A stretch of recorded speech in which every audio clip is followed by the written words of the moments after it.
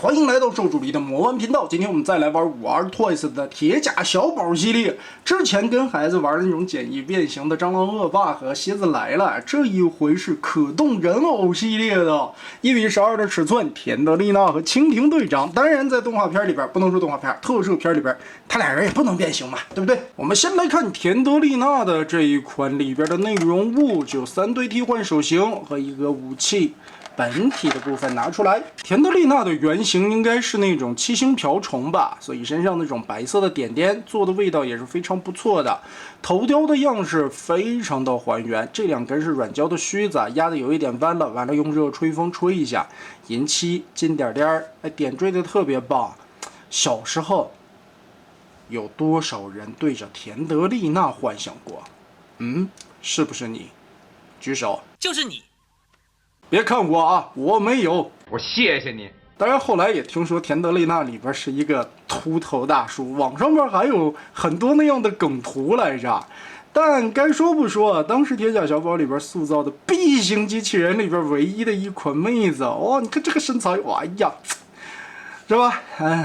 首先，當然她沒有很大啦，當然還是個皮套人。那當時穿的這種緊身衣，你看都不透气啊，所以演員也是很辛苦的。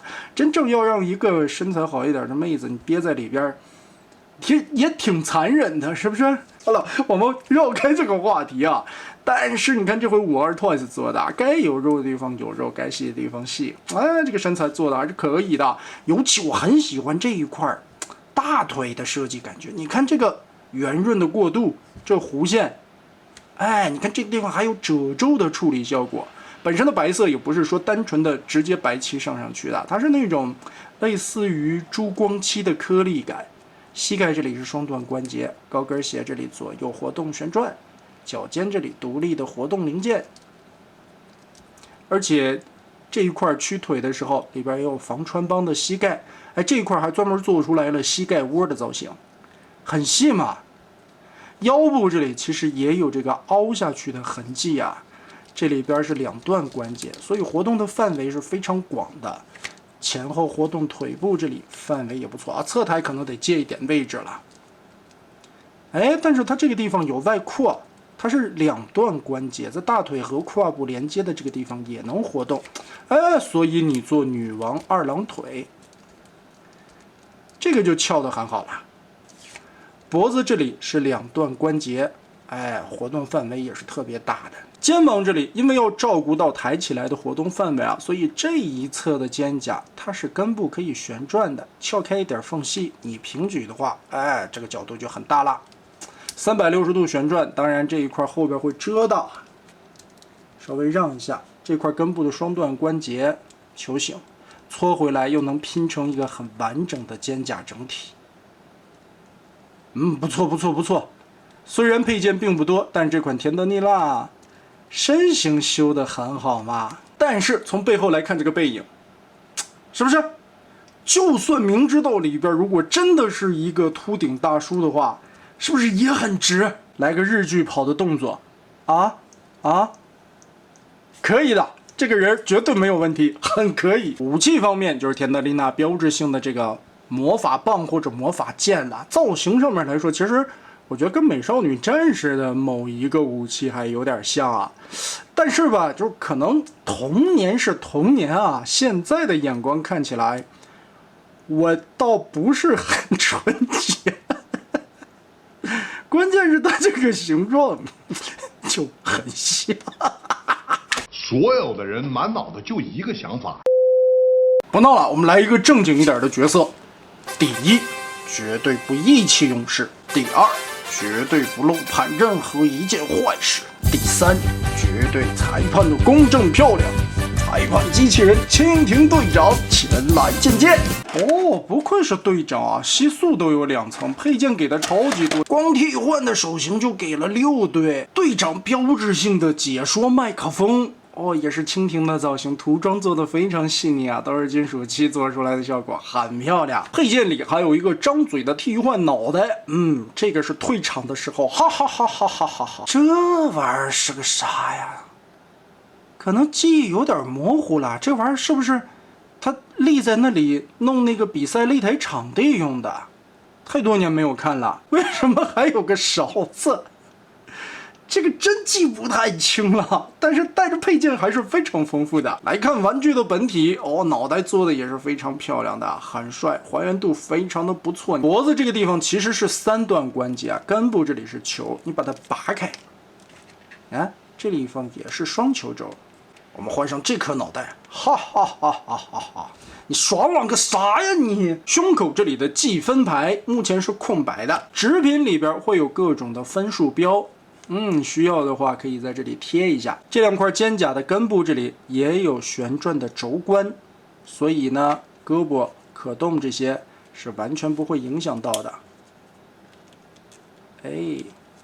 從這個位置看啊，它裡邊除了一個球形關節之外，根部的這一圈還有大範圍的活動關節，該有的關節都是沒有問題的。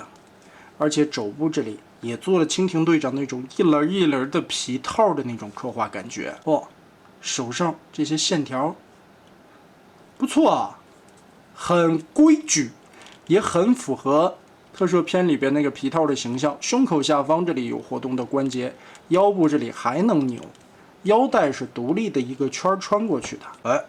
蜻蜓隊長的這個緊身藍色的，我們小時候叫健美褲啊。大腿根部這裡其實也是2段關節，這一塊也能，所以蜻蜓隊長也可以女王2郎腿跟這麼翹起來。大腿上有線條肌肉的刻畫，仔細看，在這些縫隙裡邊好像還做了滲線似的。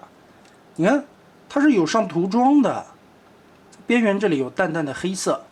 膝蓋雙段關節彎折，在裡邊也做了一輪一輪，還用塗裝分了色。從後面看，腿型的處理也是非常圓潤的。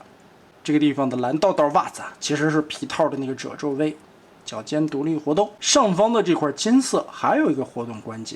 背後的蜻蜓翅膀披風，這裡是布料的材質，裡邊塑形鐵絲，然後隊長就可以光速退場，哈哈哈哈哈哈哈！2個角色做的還原度都是非常高的，而且質感做的都是非常不錯的，厚重的胶感拿起来敦敦实实的，關節可動處理也是有模有樣，尤其在塗裝的表現、細節的點綴上面做的都是相當不錯的，很好很好啊！說實話，我小时候啊，別的小夥伴們都愛看什麼奧特曼啦、假面騎士啦，還有什麼人劍大炮這些啊，我小時候反而都沒怎麼看過，可能偶爾電視台播的時候掃那麼幾眼，但是提不起太大的興趣。反而唯一我看的比較多的特攝片是鐵甲小寶，可能也是童年的濾鏡太過嚴重了吧，反而對鐵甲小寶有一份特殊的情懷。小時候一直覺得田德利納將來能變個什麼，他到底有沒有超級變換形態？看到了後來也沒有發現。蜻蜓隊長到底能變個什麼也不得而知，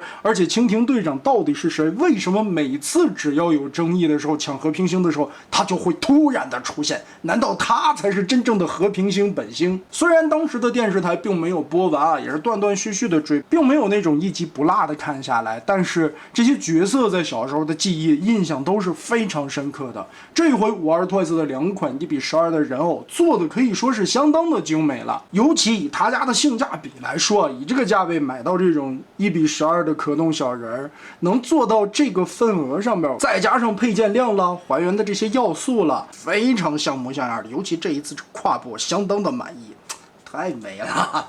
就像剛才說的，哪怕明知道裡邊是一個禿頭的大叔穿着皮套，我也認了。而蜻蜓隊長這麼豐富的配件量，以及很有神韻的這個張嘴大笑，再加上各種各樣的替換手型，這一波的童年我只能說值了。那麼大家覺得這一次52 Toys 的2款可動人偶的鐵甲小寶做的如何呢？歡迎在評論和彈幕留下你的觀點。這一期咱們就玩到這兒吧。